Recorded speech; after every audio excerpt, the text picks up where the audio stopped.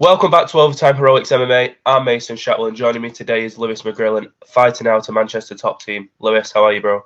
I'm good, bro. How are you? I can't complain, and I'm getting this out straight away. I've got to ask, I've asked on Facebook before, what were you more excited about, that Spider-Man movie or your fight? That's an hard one, that's a 50-50. I went through a phase where one day I'll wake up can't wait for Spider-Man, and then I'll wake up one day, can't wait to have a fight. But when it hit fight week, I was so laser focused to have a fight then, no. Well, let's talk about the fight. Like you said in some interviews, it's literally 5 minutes away from where you live. Headlining in your hometown, what was that like? Or it was literally just like a bit of a dream come true in a way. Like, I've always wanted to headline Women's Show. I've watched boxers do their show there, fight there. I've seen Muay Thai shows there. I've seen events going in that place for a while, like all my life really. I used to go there, yeah, just for swimming when I was like in year 4, or I used to pop into the gym there and just do a few workouts and stuff like that, and then I get told I can fight in the forum on the show there, headlining in front of everyone, all my people. It was just a dream come true because I've always wanted that, and it happened. With it being in Manchester, obviously, within Shaw, your gym, Manchester top team, a number of athletes competing on that. Does it help having a lot of people from your team competing on the same show? Yeah, definitely. Cause I feel like I brought MMA to Women's Show, and then I'm bringing my gym. But I'm showing my gym as well, like what we're all on. It's not just me. Obviously, I'm headlining it, and it's like my show because it's in my hometown. But the fact is, like, we're Manchester top team. Women's Show is in Manchester, so, and the fact that all the lads I train with who are like so talented, like one of the most hardworking people I've ever met in my life, and I feel like they showcase their skills in front of my people as well, and they can show what they're good at and stuff like that. And when I always talk about my teammates to them, literally, like, they can see what they're capable of as well, not just myself. Well, before we talk about you, I'm going to get your teammates talking about, obviously, Lerone Murphy had a great win I think it was about a month and a half ago now. What was that like for the team, having someone again on the biggest stage of the ball getting a great win? Oh, it's sick. Like, I've seen Lerone grow from just starting out being a 1-0 pro to being, like, I think 11-0 now, and he's in the UFC. He just smashed a good guy. Yeah, well, every fight he has, everyone knows who they are, and he's gone out, yeah, and he knocked out Americani in such fashion like that. The way he set it up, the way he was timed, and it was just something great to see, because when I see what Lerone's capable of, I know I'm capable of that as well, and he's a good inspiration for us all in the gym, man. And he's a grafter out. He puts all the work in, and it just goes to show, yeah, it pays off. The hard work and self belief, it pays off. I want to talk about the gym as well. I seen they put an Instagram post out, I think it was yesterday. The team had 64 fights in 2021, 53 wins, 10 losses, and 1 draw. What's it like to be part of one of, if not the best gym in the country? Oh, it's a privilege. I remember when I was at All Powers, and before, like, a lot of people know about this top team. Before top team was even a thing, it used to be All Powers, and I remember it used to be me, Kane, Lerone, Lofter, Carl, and on the mat, really, the starting off, and as I've seen the gym grow and grow and grow and grow, and then we finally got our own facility, and then the people coming in, like, we used to struggle for bodies, man, to train with and stuff like that, because I was with mixed weights. I was the smallest guy, and I was a kid, and I struggled with training partners and stuff like that. And then now that I go top team, there's so many people on the mat, and there's so many styles of fighters who can bring to the table. There's so many fighters around the same weight. We have to split sessions, sparring sessions, 10 a.m. to 11 and stuff like that for certain weights, because there's just so many people and so much talent on the mat. I feel like it's just a privilege, the fact that I get to train underneath Carl and Az and Lofty, who all look out for me. Not even just them, like my teammates. We're all in it, we're all together, and it's not just like a gym, like, and like we're just teammates, but like especially last night, it was our gym awards, and we can see all together how we're all friends, we're all like family to each other, and I seen that last night, and it was just something mint, honestly. Well, I wanted to ask, obviously, your fight, great win, first round, But before I talk about the fight itself, are we ever going to see you go past the first round in professional? Maybe, you never know, innit? I think the competition's definitely gonna go getting better now. He was supposed to give me a bit of a tough fight, as people say. He was 3-3. He was an experienced pro. He was pro before he even had me in the first amateur fight. I didn't even know what MMA was. He was fighting in the favelas and stuff like that, and I didn't even know what MMA was, honestly. And then I go out and I bingoed him like that, and it was just mad, weren't it? But I do think, yeah, in the next few fights next year, I've got a few names who I want to fight, and they all know I'm coming for them. And I feel like they're going to try and put up a good fight on me, but I'm going to try and keep the mark of knocking them out in the first round anyway. Well, I've heard some of the names, but are you? Let's hear some call-outs, Lewis. Come on. Yeah, well, we all know I want fucking MC Devil, Sid from fucking Toy Story, aka Jake Hadley. I want obviously Luke Shanks in it. I'll probably have to have a few more fights to fight him because I don't even know, is he champion? Or he missed weight, didn't he? I think he missed weight, so he didn't get the belt. Yeah. Oh, fuck him. I'm going to smash his head in anyway. But so I love to fight Sam Creasey. I love to fight Sam. I think that's a perfect fucking fight for me. It's just all these flyweights really in it. You know, they all know I'm coming end of the day. But yeah, I could just say them. Well, as you mentioned, Sam and Luke, obviously, the part of Cage Warriors, and I was going to bring this up anyway, obviously, 3-0 professional flyweight. Do you think Cage Warriors is going to be a step for you in 2022? I don't know. I feel like it is a possibility. It is a possibility. I do think it's a good route for me anyway, definitely. I've heard talks and I've heard that they probably could have a chance of signing me. You never know, innit? You never know. There's so much talent all around, stacked around the UK and stuff like that, and people who have a chance of signing for him as well with good management and stuff like that. But I've got mint management. I can get good opposition anyway, and I know that because of. And if I never fight in Cage Warriors, I will fight on a big show anyway. Regardless, I'll fight even if it's be abroad, be at a big show in UK besides Cage Warriors. I'm gonna get competition. I'm gonna get hard fights. I know I'm gonna get good fights. End of the day, I'm only 21. I'm only 21 years old, and I know it's good that I'm doing it in such fashion, like at my age and stuff like that. But I need to pace myself too. I'm only 21 years old, and I literally need that experience still. I've not had that cage time in the pro ranks yet. Do you know what I mean? But I've experienced like the cage time in an amateur perspective. But I think pro's just a little bit different. So we'll see in the future anyway.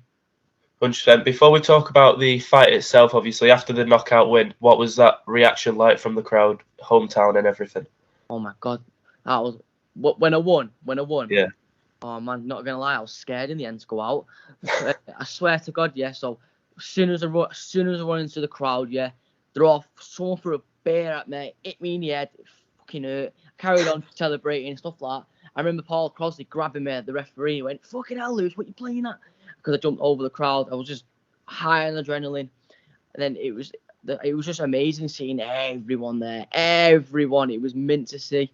And it's even I remember after the fight, after the celebrating stuff like that, when I come out to the forum, they're all chanting my name, they're all picking me up, singing with me, and that. It was amazing. It really was. I felt like I won a UFC belt. Well, if it's like that after a win on your third professional fight, imagine what it's going to be like when you do win the UFC belt. I know. That's what it is, isn't it? That's what it is. I can't fucking wait for that day anyway. On it, I'll put the work in, and it'll come on it one day. You never know.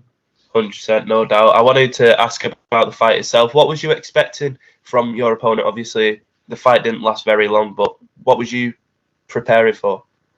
And I expected him to come in scrappy, rush me against the cage, and try and take me down and play jiu-jitsu on me. And I had a feeling from the get-go. As soon as I just knew straight away what he was going to bring to the table, innit? I just play with the lead hand, bait him to come forward, make him fall that right hand. I just popped it off. We worked in it, honestly. We worked in that left hand. We worked in it. I want to talk about the weigh-in because that seems the more fit, like the thing that got everyone talking before the fight. Obviously, what went on? Care to explain? Yeah. So basically, I was cutting my weight and stuff like that, and then apparently he was demanding for me to be there. It's not my fault. He cut his weight quicker than me. I'm just going to take my time. It's around the corner from my gaff. End of the day, I'm going to take my time cutting the weight. The scales, what I was weighing on, it was saying I was like 0.5 over, but I wasn't. I was actually near enough. I was underweight. So my scales were wrong. So when I went to the official weigh-ins and weighed in, I weighed in under. But as soon as I walked through the door, yeah, he's there like standing over me, watching me weigh in, trying to alpha it with me. And then as soon as Andrew Lofthouse goes, right, time to stare off, lads, he marches over, he goes past everyone, he starts budging people out of the way and gets right into my face, and then I just go, don't touch me. You know what I mean? And then he just kicked off from there. Well, obviously we've spoke about who you'd like to fight next, but is there a time of when you want to fight next? Yeah, I'd say obviously I've nothing planned yet. Obviously, I'm just enjoying my life. Like being a 21-year-old kid now, just like doing my thing in it. I don't get to do this. I've not got to do things I've not done in so long. Like, so I'm just enjoying myself. But I do think March I'd probably fight it. March, April, maybe even late February. I'll probably get a fight. We'll see what's available in the day. There's always going to be options on the table for me. So, and I've got good management. I've got good people around me who can sort me out. So it's up to them. As you mentioned earlier, there's a lot of people training at Top Team now, and I remember I think it was end of September I came down to the gym to speak to you guys face to face, and I'm sure there was a good 25 to 30 people on the mat on that morning. Do you think it's good to have that many people wanting to be in Top Team? Yeah, definitely, like, because we have all different types of fighters coming all around the country just to come over and train with us. And they all bring something to the table. End of the day, I'm gonna get something out of it. Like, I'll go with someone from like Blackburn Predators who's moved over, got really good jits, yeah, and he'll give me a good grappling round that where he's playing rubber guard and threatening sweeps, fucking omoplatas, goals, stuff like that. And then I might have someone who's got really good pressure boxing. And it'd be good to me from the table to use something. Or it's just bodies all over the map, man, and it's good to get. And when, like, say I'm fighting a Pacific fighter who's a really good black belt jiu-jitsu wise, I'm gonna get me rounds with a lad who's got really good fucking jits, and it's always available there. Or I'm gonna fight a good wrestler, strong wrestler. I have the Dagestanis there. It's one of them. I have bodies, and they can bring me something. They can bring me something to the table what I'm prepared to fight in. Do you know what I mean? Well, at Top Team, who usually gives you the toughest rounds in training? Oh, I have a few, man.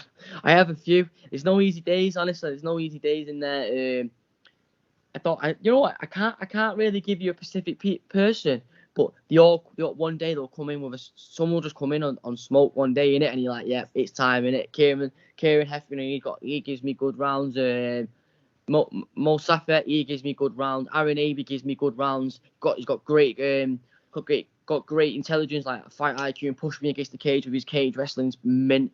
I've got loads of people in there. There's a lad called Jimmy.